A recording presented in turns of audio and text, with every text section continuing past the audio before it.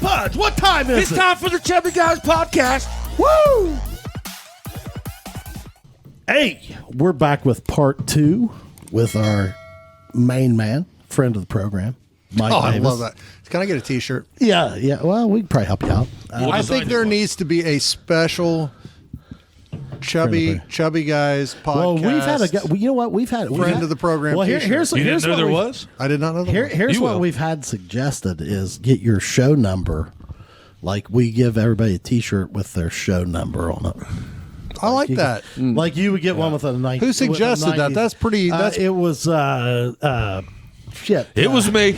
No, God damn it! That's wasn't bullshit. you. It was it was out the JJ. guy. No, it's the guy that was the outdoor. He was one of our best guests. Mahoney. Sean Mahoney. Matt. Matt Mahoney. I mean. Sean Mahoney. Where did I went to college with him. Forget the name. Matt Mahoney. Jesus, Matt. I'm sorry. We'll cut that out, Chad. Yeah, I've only had Bleep that out. it 7-second be the dump 4 button. Yeah. Well, we know 7 seconds. Do you miss the radio part? I do. Do you? Hey, do you want to help develop your child's athletic ability? Or maybe you want to get off the couch and make yourself a little bit better? They earn the day at AP Prep. Look them up, apprep.info. Hey, are you a business owner looking for insurance coverage? Give this guy a call. You know him. You trust him. Jason Gillum, Gillum Insurance, 740-395-0190. Yeah, it's fun, isn't it? So here's the thing about that.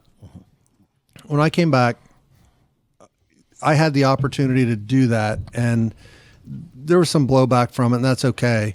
But what that was for me was an opportunity to spend an hour a day with my dad. Mm-hmm. That a lot of people my age don't get that opportunity Right. to spend that quality time doing something that is interesting to both of you. Mm-hmm. And all he wanted to do was talk about politics, and he's super uber conservative, and that's fine. And I'm way more on the I'm conservative. You're just doing the show, man. I'm conservative economically, but I'm liberal, and I don't give a shit. You do what makes you happy, right? Right. But we both respected each other for that, and then you got Jennifer in the whole thing. It was that was an awesome time. Well, and what a great way to kind of come back, man. Because I remember you came out and you owned it. You didn't apologize. You didn't. You weren't afraid to talk about it. You didn't hide. It happened. It was real. So there's no sense. You didn't hide. You can't bullshit about it. And you just went at it. And I got to think that really what a great platform that was, probably to just kind of, we talk about our hometown, you kind of came out, you did it, it's over. Listen, it's kind of, I'm sure there might have been some blowback that we don't know about, but it seemed it seemed like it was kind of so here's what I've always respected you for how you kind of me too, man. I thought kind that of was overcame that. I mean, I don't know if we want to bleep this out or not. No, because I am totally open about it. So here's what I will say about it, and I'll leave it at this. Yeah. So you come back to a place like this, and it can go one of two ways. Right. It can be really, really bad, or it can be okay. And I will say that the vast, vast majority of people recognized it for what it was, and they opened their arms and they said, hey, whatever's whatever, and they left it at that. And I've always been super thankful for that. And there's a few that wanted to take the, have an opinion and be super vocal about their opinion. And and whatever, that you're entitled. That's cool. Yeah. That's cool too. I don't care.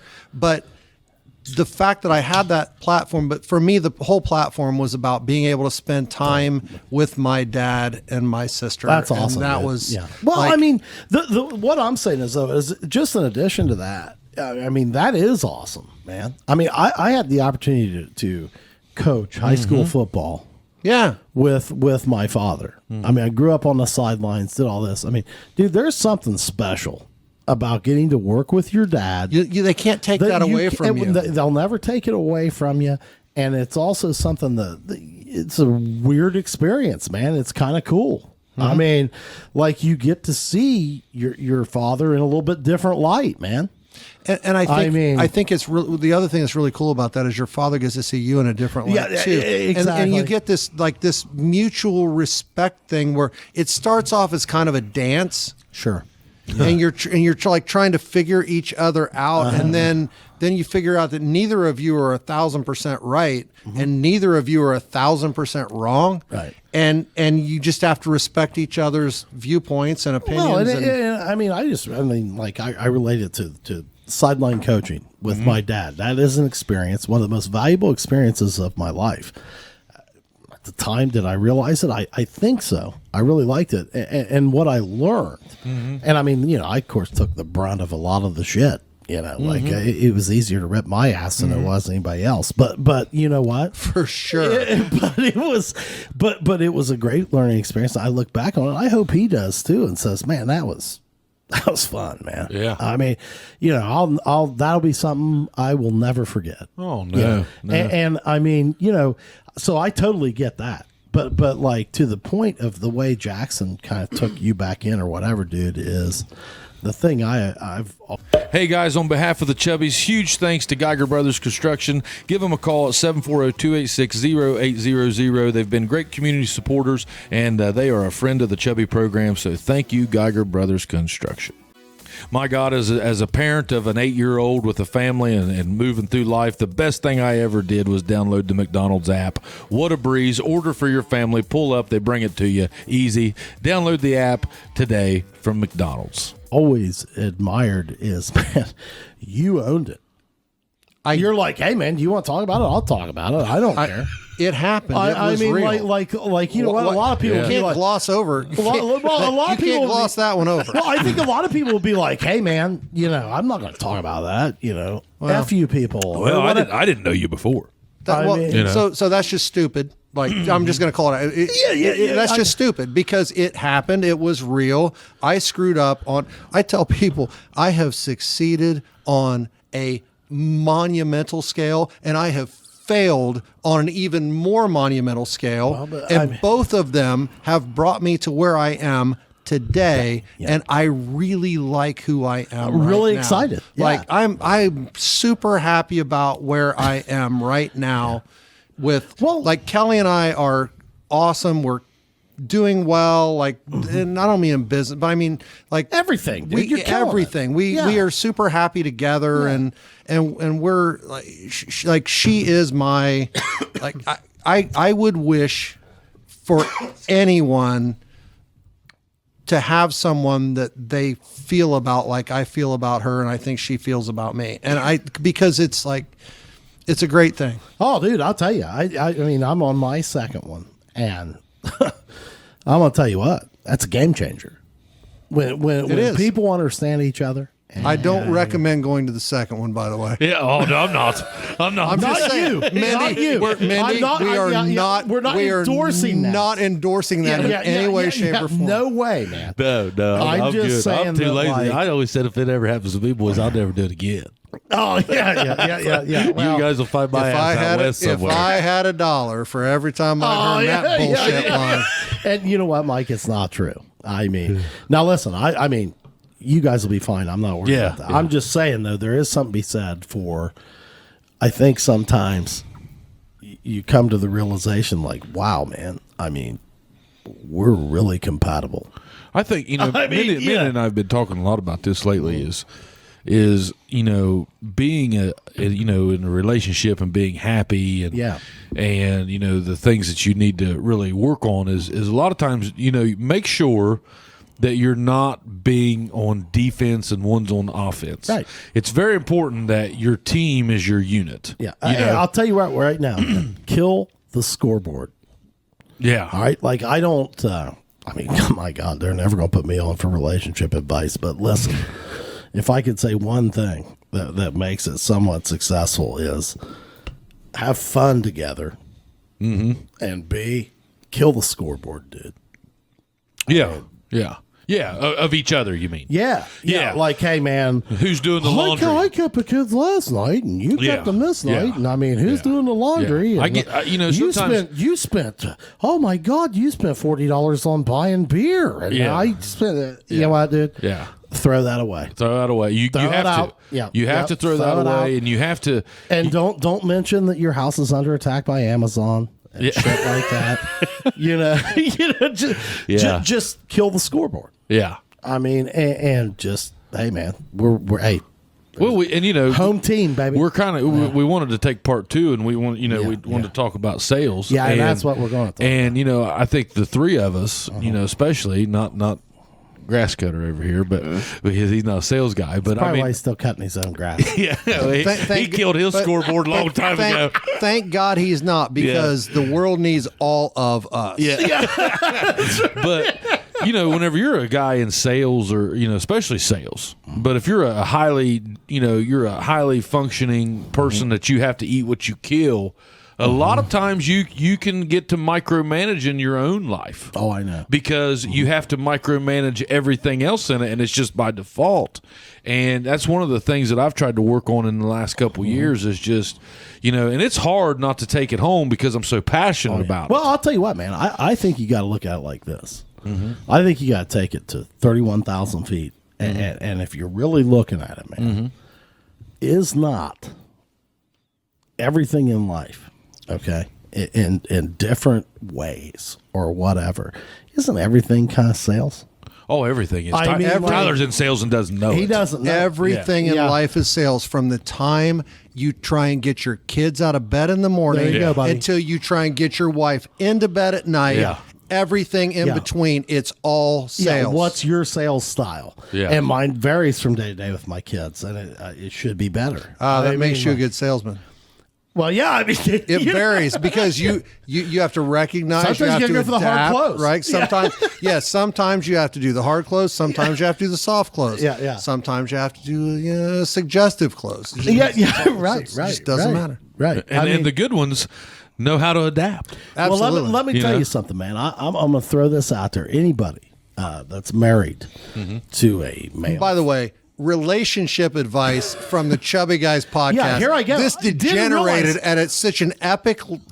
So if we could get fast, somebody to so marry our far. fat asses, Yeah, did you? Well, hey, Dear God, did we're this great go down? salesmen. Well, like, look, man. Yeah, I've convinced 2 women to marry me. I convinced a hot one. Yeah, I mean, I got a hot one with a pension. Yeah. there And you go. benefits. Yeah. I mean, Well, so do I. eat shit world. I got you. Yeah. Well, I'm going to tell you this right now, though. When you want to talk about base sales, what it's all about, like, okay. And this is my argument. Everything in life is sales. Everything. I mean, the easiest thing to relate to is like relationships, right? Like, okay, let's say, I don't care like whether you're married to a man, a woman, whatever. You go to the marriage. Man, that's a big close right there, dude. Oh, that's the close. that is, and don't tell me that you just stroll in there without selling yourself. And, That's a long play. Yeah. The policy service is where the rubber meets the road. Oh, buddy.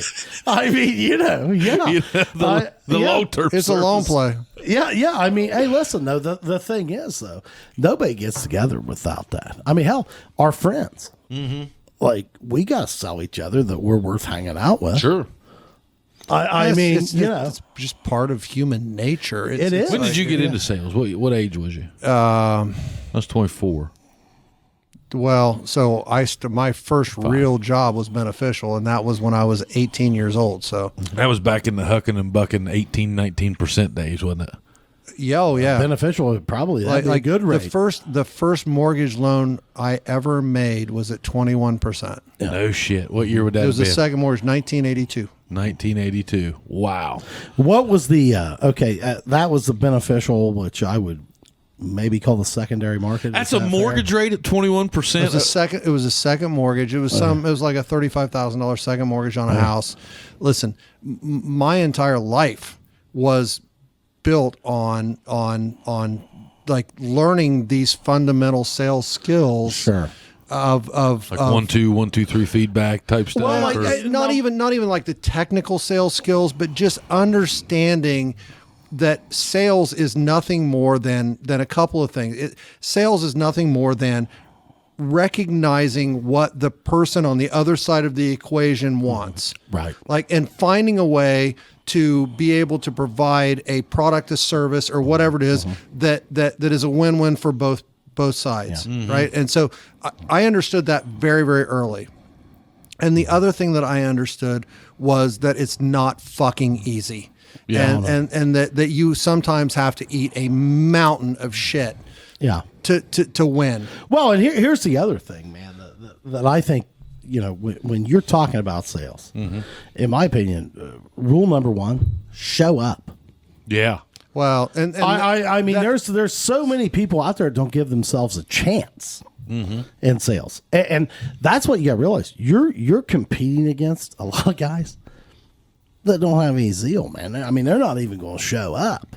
Yeah. Like, so I got to get the first thing right. Right. Is I'm gonna place myself. I'm changing my number one to that. Yeah, I'm gonna give myself an opportunity. I'm gonna show up because my number one was always like the most basic rule of sales is if you don't ask for the order, you're not going to get the sale. Well, I think it goes before that, man. Right. So, but what you just said is like, but you got to show up first. Right. Like hey, look, dude, if you think you're going to lay in bed till 10 o'clock. No. And now I don't know what business you might be in. Maybe you can in some of them, but listen, you better get Monday right. And you better get your ass out of bed and start talking to people.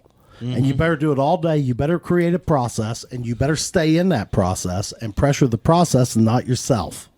Well, and there's also stages of. Oh my God! I mean, look, I look back because I've been in the same industry now for nearly 20 years. Yeah, and I look back, going back to you and I'd been there 4 years before you. Oh yeah, before, dude. You came dude. in. I was dispatching fucking 911 calls. Yeah, but I mean, I was on my ass. But bro. I looked at it like I look at it now on where my sales are, and this just happened to me. You guys will appreciate this. This just happened to me 2 days ago.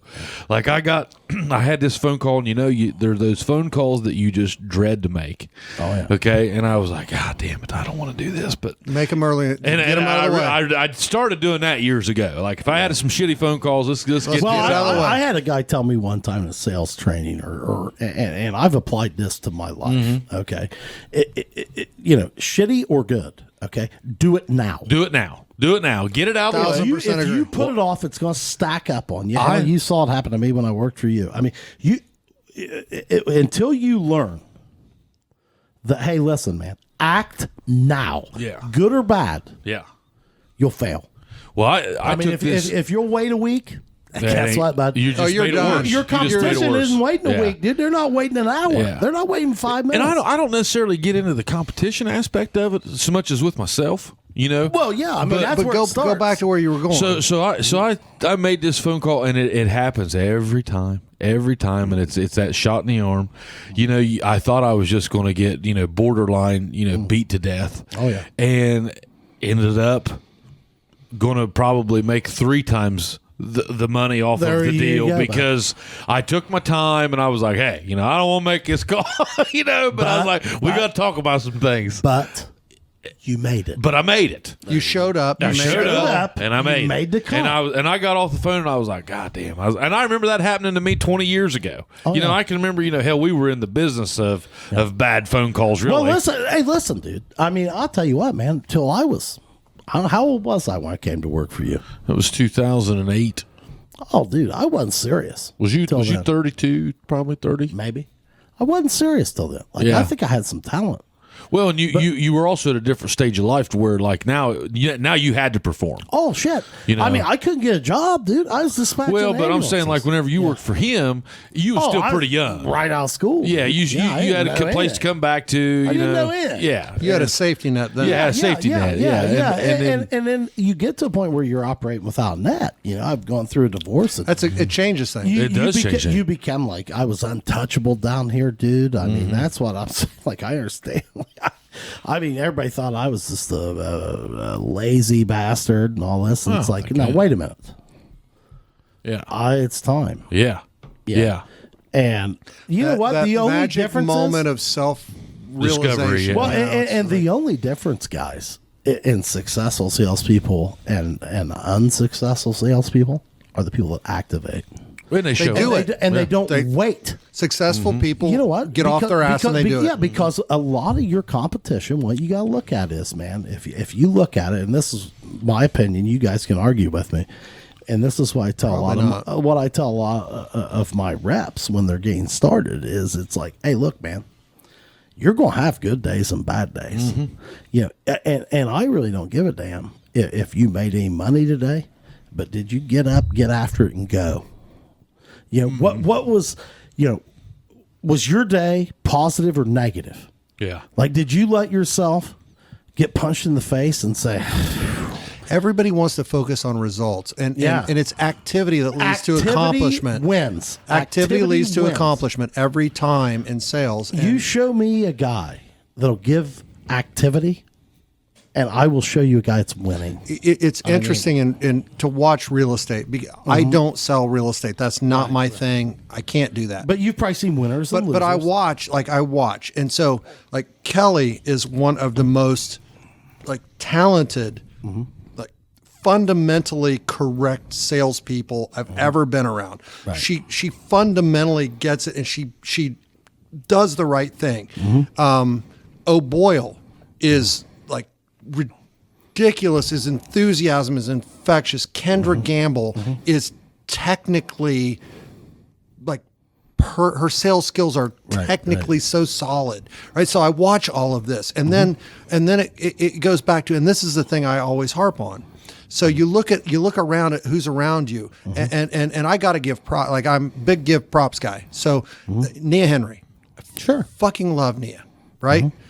Because I've known her for probably 40 years. Sure. But at the end of the day, what I tell our people, I remind Kelly this all the time, and I remind Chris and Kendra, the person who talks to the most people every day and tells their story is the one that's going to win. There's one who and wins. Nia is in that damn car driving around all day, every day, talking to people on her phone, and that's why she is so successful. Would you disagree with this statement? I mean, I say activity wins at all costs. I learned it when Every I was time. working for you. 1000%. And here is the thing. If you can face rejection and continue to go, okay, just go. I'll tell you what, man, you could go out, and if my best competition that's making a lot of money is talking to 5 people a day, but I'm talking to 20, even if 10 of the people that I'm talking to tell me to go fuck off, I am still going to win. Because you know why? I've got to make myself, I got to set the mindset where I'm willing to do what most people will not do. Absolutely, and that's how you win. So that whole piece right there is absolutely correct. But I heard a podcast on this the other day on the whole rejection thing, and the guy was like, and this is a guy who, he's a Keller Williams guy, and he runs one of the largest expansion teams in the world, and he had a horrible home, like his family, like as a child, the shit he went through, no child should ever have to go through it. Sure. And so how he counsels people is on rejection is somebody tells you no, they don't want what you're offering today. That's not rejection. When your mom comes to you and tells you that she doesn't love you and she doesn't want to be your son, she doesn't want you to be your son, that's rejection. Let's keep everything in perspective. Sure. And if your wife comes to you and says, I don't want to be married to you anymore, I'm leaving you. Rejection. That's rejection. Sure. Having someone say, what you're offering today is not what I need today, that's not rejection. And I think that in sales, that is a fundamental truth that people have to learn, and it's I don't know why it's such a struggle, but it's a massive struggle for people to get that. I'll tell you, Mike, I'd like to expand on that. I 100% agree with you. And my thing, one of the things I talk about with my people is, hey, look, man, thank you. You Tyler. know what? When somebody rejects you, like you get a no. Maybe it's a not now. Maybe it's you know what? We don't know what the hell's going on in their life right now. We don't. I mean, you know, and the thing is, like, every no you get, as long as I put myself in the process and I'm asking and I'm talking to people and I'm engaging people, I mean, the law of large numbers, somebody is going to be like, well, Now, right place, right time. I've kind of went against the grain on that in the last year or so, and what I've been doing is just taking my time and getting. Well, to know. I mean, and there's that's now valid. I'm 10 years deep. Right In my own deal. and that's There's what a I'm little saying. wisdom. There's a little in that. wisdom there. There's a little wisdom. Well, Yeah. you're then we're getting into like pre-qualification and different things like that. I had a guy over in Dayton a farmer I was dealing with the other day, and he didn't end up buying, and Right. but you'll double your money. Double my money. It's either $1 or $2. I am damn 4 it, I'm for down. 4, boys. Fucking $4. He can't miss. I told you I've been a winner since I started. But see, that type of attitude. Damn it, Jim. Is I mean, guys, the whole thing in sales too is Oh, hang on. Yeah. But I was saying that guy didn't buy. right. The guy over in Dayton. Yeah, sure. Okay. We spent a week. And you spent significant time. I spent a week with this guy. Right. Okay. Yeah. I spent a week on the phone Probably worth it. for about an hour and a half. I mean, just every night, just he and I talking stuff out. It was a really big case. This wasn't just your home and auto. Sure. And you know what? At the end of the day, he's got my cell. He texts me this weekend and say, "Hey, you ready for the Reds? You going? I mean, and we'll get there." I was going to say, you might not get it today, but I'll get You it. might not get it next year. Yeah. Within 5 years, A lot you'll of times have it. those are not nows. But Yeah. you know what? At the end of the day, it's not going to be because I was a salesman. It was just going to be because I was me. Well, I think a good buyer, an educated buyer that knows that they've got something to offer. I mean, they're going to vet you out, dude. Sure. I mean, and I said vet away. You know? can't. Yeah. Well, I mean, it's going to be tough to come into a sale. Like if I'm rolling into a new hospital or something like that, they've never heard of our company. Like, do you think they're just going to be like, "Hey, man, I'm going to throw my pants down"? Yeah, here's hundreds of thousands of dollars. Dude, No. no, bud. I mean, it's going to take some time, and there's going to be some relationship. And I love that. I love like how you and I, we've customized a lot of stuff here in the last 2 months. On your insurance, some really weird. some really good weird stuff. I love just diving in with a guy and saying, "Hey, what do you want? That's What the can I way do?" look at it. Like, I mean, hell, if I can't show you any value, go buy from that other guy. Yeah. Dude. Oh, I'm I'm at the point now whenever people call me, "Hey, how much is this?" I don't even like to call them back. No. Like I'm not that guy. I'm Like, not hey, looking man, to be I the mean- cheapest. Yeah. My favorite one is when is like Chris Kendra Keller get the well what's your commission rate? Yeah. Well, my commission rate doesn't make 1 ounce of difference. What matters is how much money you're going to have in your pocket Yeah. Right. when I am done handling your transaction. Well, I mean, that's what matters. Well, I mean, what I would like to say to people that hit you with that, and now that I'm selling business to business, I don't get that as much. But like that always used to kind of grab my crawl a little bit. I mean, my thing is like, what do you want me to work for free? Yeah. Do you think I just show up? I mean, like, hey, like.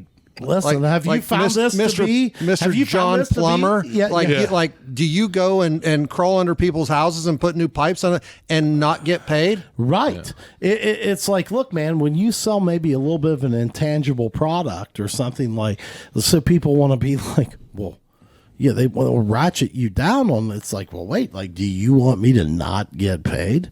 Yeah. And my message would be like, hey, man, don't be ashamed of that a bit. Like, well, goddamn, you're working with me because I'm good. And Yeah. you will pay me. I for answered my phone. services. Yeah. How many did you call before hey, you try the other guy, dude? Yeah. See how easy it is. Yeah. I mean, It's really funny to watch how some of this stuff happens over time.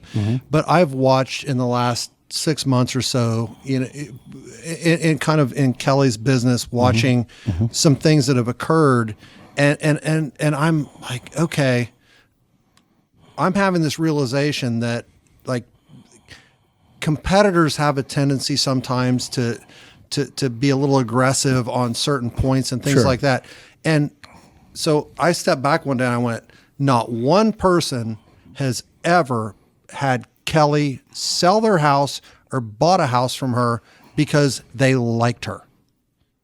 They use her because she's the best, because Right. she provides You'll get it done. She gets the result. That's why people use it. Sales isn't about like, dude. We talked about it in part 1. I ain't looking for no more fucking friends. Right.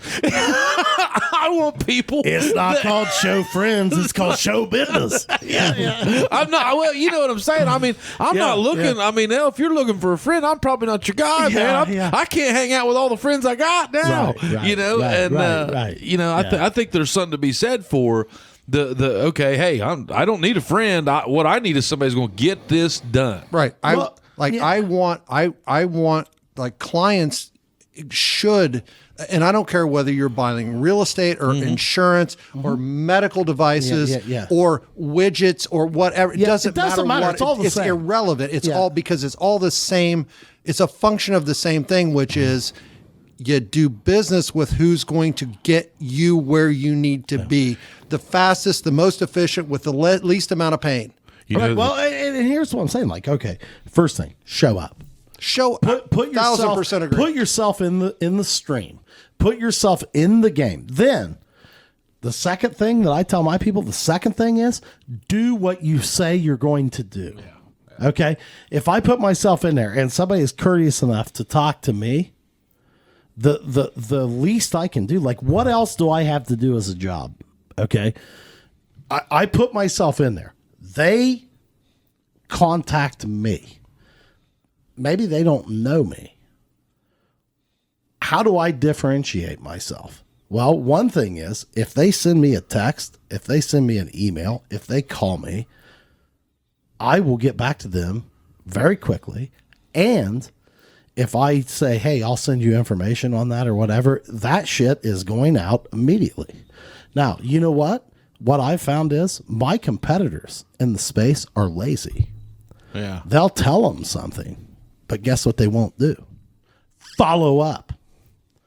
And customers understand responsiveness. So like, and that's easy shit to me. Like to me, I mean, like, hey, look, dude, how hard is it? Somebody asks you a question and maybe I don't know. And that's the first thing I'll tell them. Like, hey, man. You'll be honest with them. I told you that today. Hey, honesty, it's like, hey, man. Honesty always. It's like, hey, man, that's a good one. I'll tell you what. I'll figure it out. Yeah. And you'll get an email from me. Yeah, I don't know, but I got a guy. Yeah. And I will, if I tell somebody, I'm going to send them an email by end of business. You will. Yeah. It might be an email that I'd rather not send because I still don't know, but you better damn sure bet I'm going to touch it. You've tried. Hey, my guy is getting back to me on your thing. We are still looking at it. Yep. You'll get a response ASAP. Yeah. And you know what, man? That's I guess what I'm getting at. It's like sales. It's engagement. Sales is the little things. And it's all about activity. Now, I mean, whoever is working, like, guys, work. I mean, I'll tell you what, COVID laid out a hell of an advantage for a lot of us because there are a lot of people that got really stagnant and aren't doing anything. People got confused about the extra money that was coming their way. Like there was some confusion about that. And I'm seeing now some frustration. It's the markets have changed. Everything is like there's a shift in the markets. It's not real estate. It's everything. Don't you feel like a lot of salespeople were paralyzed by it as well? In some in industries. My industry, I feel like everybody's like been at home for a couple of years, and they've gotten less. They become more reactive instead of being proactive and inserting themselves in there. Because it, like the situation created the environment that created the workflows that created the habits. Yeah, and there's complacency, and if you can't jump back on your horse, like I don't know. Tell me, you guys, we've all been in sales a long time. We all respect each other with what we're doing. Like, I've been a nervous wreck during COVID. Like, God damn, is my company going to decide? But you were in a different animal of a but like, are they going to decide that, like, man, shit, we don't need these guys. We do all this online. Well, yeah, maybe, but what do? You got to be proactive. I mean, what I've been telling my guys is like, hey, man, you got to be aggressive. I mean, not aggressive towards your customers, aggressive towards yourself. Get off of the couch and go. I have found very few salespeople fail. Like, sales failure does not hit a moving target, guys. Yeah. It does not. And I think to that point, COVID has created this thing where the people who accepted that as reality have disproportionately benefited from COVID. Yes. And the people who adopted the philosophy of the COVID, I can't. So in my mind, the number one thing that I always look at is, if I'm talking to someone, do you live from a mindset of scarcity or abundance? Right. Like, that is the number one thing for me. There is such an abundance of opportunity everywhere in the world. And anybody who says otherwise, please call me. Let's have a conversation, because by the time we're done, I'm going to have you corrected and I will have you going in the right direction. I'm with you, man. Because my thing is, like, if you're not chomping at the bit a little bit, maybe you're in the wrong profession. Oh, yeah. Agreed. I mean, like, if you're not kind of like, hey, let's go. Yeah. I mean, let's go. I'm not comfortable with this. Mm-hmm. You show me a man that is comfortable with, like, Google meetings and sitting on the couch and not showering until 3. I'll show you a man that ain't gonna have a job in 2 years. Yeah. Like, you know? So COVID hits, and it's a terrifying time, right? And so no one knows what's going to happen. So you're still going to be okay because people have to have insurance, Mm-hmm. right? And people are going to get sick. Yeah. And they're going to need medical procedures. So Kelly and I are sitting there and we're like, people are always going to buy houses. Bro. Well, you assume that, but at the beginning of it, there was some, but it was not so much about that. It was about are we all going to die? Are we all? Absolutely. Like wrong time to look for a house. Is this overarching? Who gives a shit?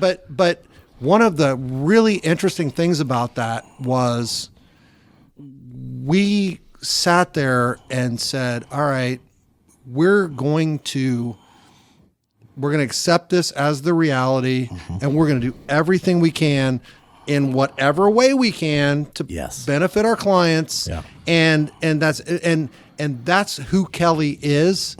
Like, and that's who I am. And I'm going to support her. Like, she is the one who makes it happen. And I make no bones about it. She is the freaking rock star in this thing. I am the supporting cast, the right? guy that will make the phone ring. But I'll make the phone ring, right? So we watched all of this unfold, and it turns out it disproportionately benefited the real estate industry. Fortune favors the bold. If you are willing to jump in the stream, bro, to sell, I agree. You will win. I mean, like, honest to God, the thing I love about sales, I don't care really what kind of sales you're doing. Oh, it's all the same. Yeah. You know what, man? I'm bitching about, man, I'm not making enough money, look in the mirror, dude. Yeah.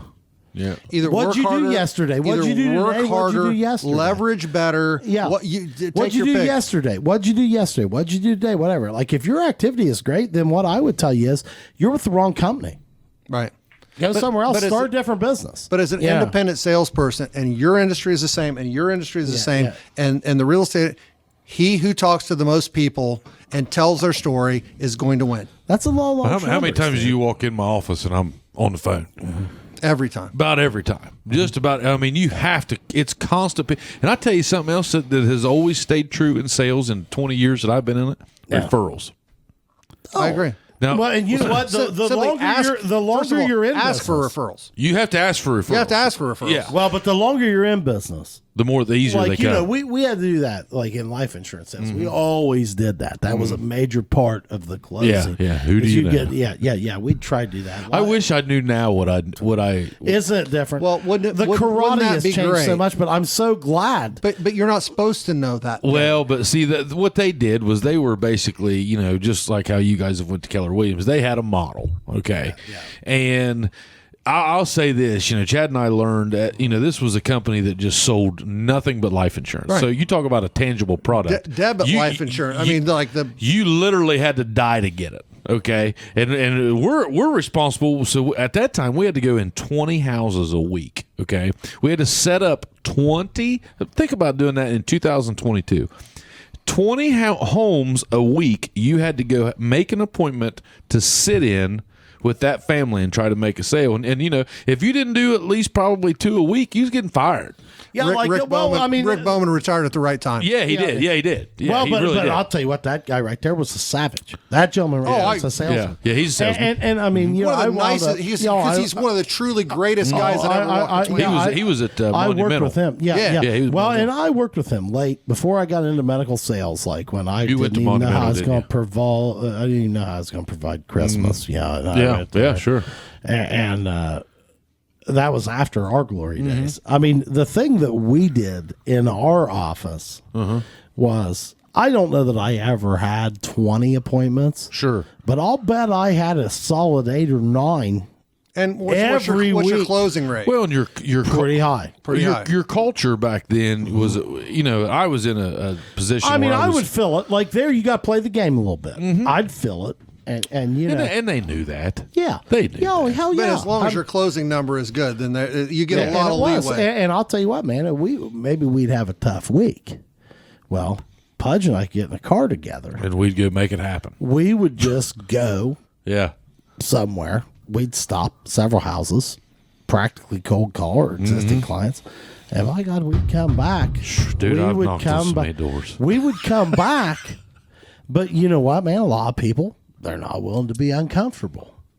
Yeah. You got to be willing to be uncomfortable. So that discomfort is in our head. It's Right. It's not because you knock on somebody's door and you say, "Hey, have you got a minute?" Do you think there was one client that we ever went to see? Now that's an interesting proposition, right? Was there one of them that was like mad that we came? No. Now I got to the point at the end that I was burnt out. I was. But what happens is when you start projecting your emotions onto the people who are answering the door, that's a problem. I can remember going out with Byler one time, and we drove all the way to Nelsonville. Yeah.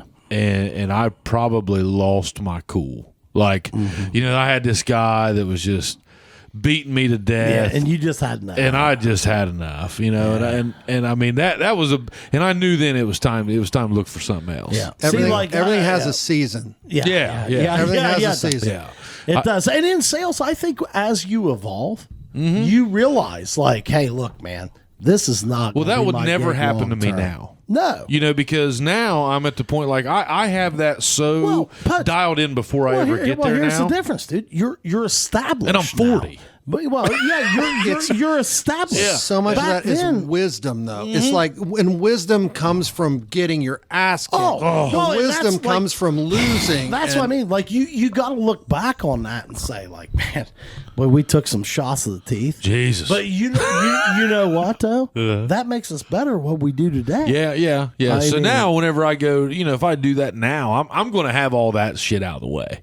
Right. By the time I get there now, and like, hey, if you're just, we'll learn how to pre-qualify, man. Now, I'm not driving out there to pitch you. No. I mean, that's already out the woodwork. You're going to sign papers. I'm going to build that relationship and sign papers. Hey, here's the difference. I mean, at that time, we're doing anything we can make $1,000 a week, bud. Oh yeah, that was a different day. Yeah, I mean, I remember though. You and I had one of my bigger sales. We made was it 26,000 in about 15 minutes. That was a good day. Yeah, that was a good. And I can remember still one of my favorite sales. Of all time. Me too. Me too. Those are Hall of Fame sales. That was, and we drove to damn near West Virginia to get it. No, we did. Doesn't matter. We did. Yeah, fuck it. Who cares now? Yeah, we signed it in Ohio. We signed it.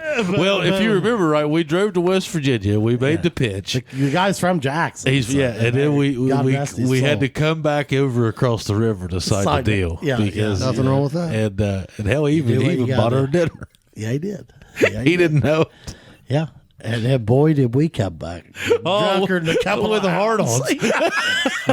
Well, so sales at the end of it is really and I've evolved. Like I feel like I've evolved as a sales like minded person, and it's not so anymore. My whole attitude is nothing more than helping. Sales is nothing more than helping people get what they want. Yeah, because nothing you more. You know what? There is an evolution. Like now, you don't have to feel like such a killer out there. You know, like, and not that you ever did. I'm not trying to get in their pocket. Like if you're trying to get in their pocket, they know that. They know Yeah, that. right. They They know that that, now. and that's Right. not sales. That's being an asshole. Yeah, right. But like, and there's an evolution, and now you're not Agreed. worried about every sale, dude. You know, you want the customer experience to be outstanding. Yes, 5-star every time. Yeah. And I mean, I think you can kind of get to, So, like, funniest sales story ever. Okay. Go round robin. When I left Beneficial, I bought into this franchise called Great American Floor Care Centers, and they sold TriStar vacuum cleaners. Ooh, nice. So one of the advantages to that was the sales training program for this was epic, like technical. Dude, it was the same with those rascals. Like they were technical in. sales skills, like every potential objection, every closing, like all of this, like massively solid sales skills. So the thing about that was, and it's the vacuum cleaner business or the knife business or in-home sales or whatever, right? And so it's all about you recruit people and you promise them something, and then you get their friends, neighbors, relatives, and whatever. And so as you are prone to do in sales training classes, sometimes you improvise just slightly. And so this 19-year-old kid, like super like inquisitive and aggressive and just the nicest kid ever, and he was buying into the whole thing and Fired up, just super pumped. And so he kept like pressing me on like, well, what if he says this? And I said, and I just turned around, and this was definitely not in the book, but I turned around and I said, you look at the husband and you say, sir, did you love her when you married her? And he'll say yes. And then you look at him and you say, and you don't love her enough right now to buy her something to make her life easier? Oh, yes. Right? Yeah. And so, and I kind of chuckle and I go on. Yeah. Kid takes me out on a training sales call, and I'll be damned. Verbatim. Yeah. He's Brings it. use it in Gloucester, Ohio. There we go. Gloucester, Ohio. Yeah, right? bring it. This happens in Gloucester, Yeah, Ohio. yeah. Anytime you ask, you might get your ass kicked or you might win. And I'm sitting here, and it's like You saw it. You see something like you see the comet about to hit Earth. He looks and at you like, can't do anything about it. It's like, here it comes. Here it comes. And the guy, and he says, and this guy just wouldn't say, and this is a giant man. And you're sitting Who looks like he works in a coal mine or something. And he hadn't looks had a kinda shower. mean, kinda pissed. Like he's pissed because his wife booked the appointment. He knew nothing about has it. no Went there, interest in it. and he wants to drink beer and watch the Reds. Right? Yeah, And right, so right, nothing right, more. right. Yeah. And so I see this kid and I hear him say the words, "Sir, I'll bet you loved your wife enough when you married her that you," and he screws it up. So like, Didn't even say it right. he didn't even say it right, but then he rallies back and he says, "And you don't love her enough right now to buy her this vacuum?" And the dude just gives him a straight right and knocks him out of his chair. My And I'm like, God. I don't even know what Punch his throat. Punch his throat. Like, I don't even know what to do. And I'm like, "Sir, I'm out of here. I will take this. I will take this kid and let me pack it. If you will just let me pack up this stuff, I will get him and this thing out of here, and we will never bother you. I will take you off the list." Yeah. And the guy was good with that. He's fine. Well, he'd already he'd enacted his revenge. So he wasn't really that mad after that. Like he Just said, this guy wants to ask me whether I love my wife. The fact that this 19-year-old kid amazingly went on to be the salesman of the year. No question. He didn't leave. yeah. He didn't quit. A good ass He kicking went is on to be the therapeutic. salesman of the year. That's what we're talking. Hey, show up Right. consistently, develop your plan, Say the right follow things it. Yeah. or the wrong things. It doesn't learn. matter. Do it learn. enough. Say something. Put yourself in the stream, man. Put yourself in the stream. Part 2, ladies and God, gentlemen. that was beautiful. Part 2. You're not going to get this on every podcast. No. See See you. Hit that subscribe button. See you. Yeah.